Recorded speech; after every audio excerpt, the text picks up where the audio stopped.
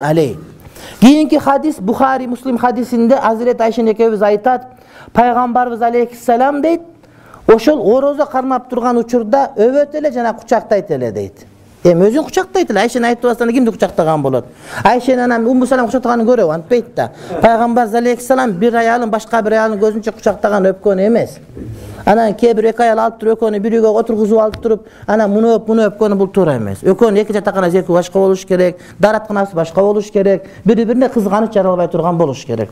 Демек Пайгамбар алейхиссалам орозо кармаганда өбөт эле кучактайт эле дегенде бул ошо Айшенин өзүн өпкөн өзүн кучактаган болуп эсептелет. Анан мени кучактады, мен өптү айтпайт, адапсыздык. Ошон үчүн Пайгамбар кучактайт эле, өбөт эле деди. Демек биз билип алдык ким өзү экендигин.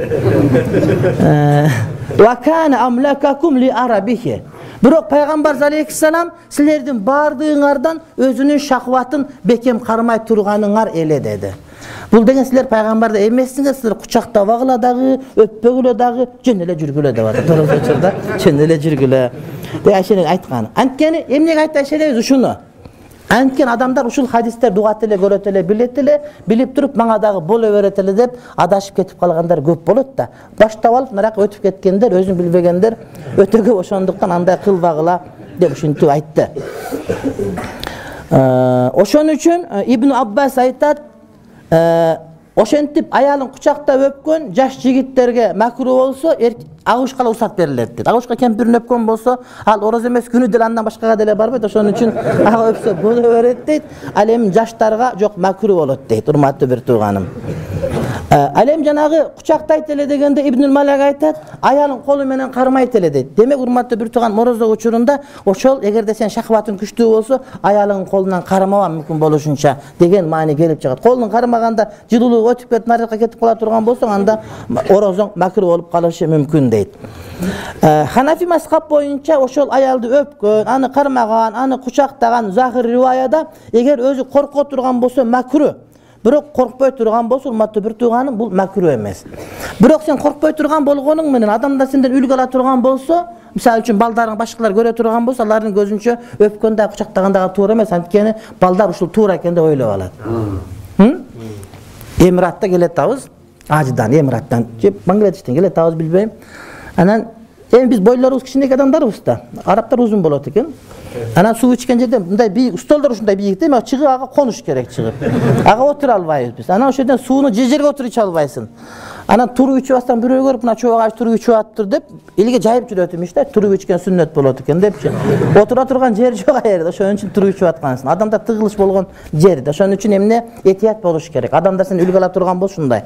Мына бүгүн бирөө Оштогу бир Идрис деген бирөө азаттын жазып, бул чачы бар молдолор чыгып тур, булар кимдер деп. Адамдар сен молда эмес болсоң да сени молда деп көрө берет. Өзү молда бул мусулмандардын ичинен илимдүү болуп дин үйрөткөндөрү. Молда ким? Бул ошол окумуштуулары мусулмандардын. А биздик андай эмес, намаз окугандын бардыгын эле молда деп айта берет дагы. Сен өзүң туура эмес болгон болсоң, ошо сени айынган бүтүндөй молдолордун бардыгына минут жеткирип коёбат. Ошого этият болушуң керек сен. Кээде өзүң курманчылыкка чалуу деген сөз, урматтуу бир тууган, кээде өзүң карап туруп, сага мубах болгон нерсени деле башка бирөө жаман көрүп калбасын деп аткарбаганга эмне аракет кылыш керек. Ва анха قالت كان رسول الله صلى الله عليه وسلم يدركه الفجر في رمضان وهو جنب من غير حلم فيغتسل ويصوم متفق عليه. Bukhari Muslim hadisinde Ayşe ekebиз aytat, Пайгамбарыбыз алейхиссаламга Рамазан айында таң жетет эле дейт. Пайгамбар жунуп болот эле, түшүркөбөстөн дейт. Түшүркөбөстөн жунуп деген эмне деген? Бул деген аялына кошулган деген. Муну да Айше өзү айтып атат. Айше өз башканы каяктан билет эле аныкын. Ошон үчүн эмне дейт? Ошо түшүркөгөн жок, бирок жунуп болот деген сөзү аялы менен кошулат, кошулуп бүткөндө эмне таң атып калган болот эле. Ана Пайгамбар алейхиссалам ниетти кылып оозу жаап туруп, кийин гусул алат эле дегенди айткысы келип атат. Пайгамбарлар түшүркөбөйт. Кантип түшүркөбөйт, урматтуу бир тууганым, түшүнө бир нерсе кирип, бирөө кирип, ошону менен жыма кылып, ошону менен кошулуп, ошондон түшүркөт. Анткени бул шайтандан болот. Эгерде кимдир бир ушундай кыздар кирип, башка бирөөлөр келип, ошондон түшүркө уруктук чыгып аткан болсо, бул пайгамбарлардын башкасынын бардыгында болот. Ал айып деле эмес, адамдардын бардыгына, бирок бул шайтандан. Бул пайгамбарларда болбойт. А бирок курсагын өтө тойгузгандан, көп тамак жеген, энерги ашып ташкандан кээде түшүнө эч нерсе кирбей туруп, уруктугу чыгып калса, бул пайгамбар алейхисаламда болгон бардык пайгамбарларда эле болот. Түшүнүктүү урматтуу. Ошон үчүн Пайгамбар алейхиссалам кийимине ошондой мани жугуп калганда колу менен укалап анан түшүргөм деген Айша энебиздин сөзү бар. Эгерде нымдуу болсо жууп коет элем деген сөзү бар. А бул жерде жок, Пайгамбар алейхиссалам ошол таң аткарга жакын дагы кошулса болот деген. Анткени Кур'ан-ы Каримдин өзүндө айтат да, жанагы фал ана баширухунна. Кур'анда келет, эми түн киргенде аялдарга кошулууга таң атканга чейин деп атат.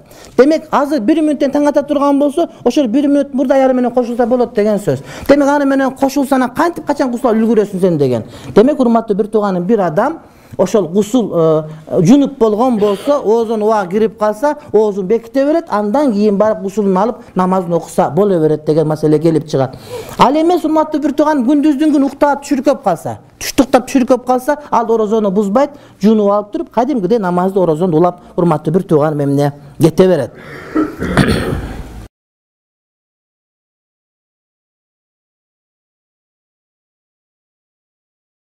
رمضان يا رمضان رمضان يا رمضان رمضان يا رمضان رمضان يا رمضان رمضان يا خير الشهور